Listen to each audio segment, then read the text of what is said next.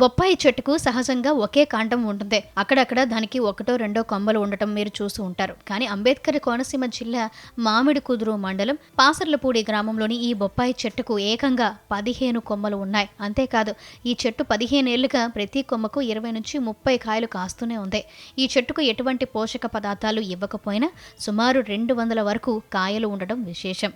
జన్యుపరమైన కారణాల వల్ల బొప్పాయి చెట్టుకు ఎక్కువ కొమ్మలు వచ్చే అవకాశం ఉందని, చాలా అరుదుగా మాత్రమే ఇలా జరుగుతుందని ఉద్యానవన శాఖ అధికారులు తెలిపారు. ఏది ఏమైనా ఈ బొప్పాయి చెట్టు భలా కదా.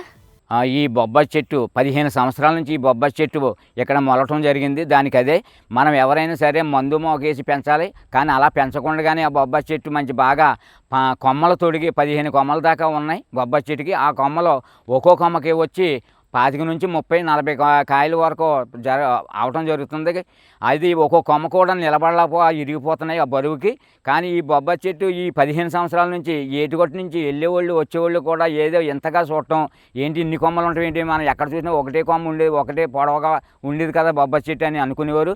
కానీ ఈ 15 సంవత్సరాల నుంచి ఈ ప్రజలకి మంచి ఫలసాయం ఇవ్వటం జరుగుతుంది. ఆ బొబ్బాయికాయలు తింటూ ఆనందించడం జరుగుతుంది.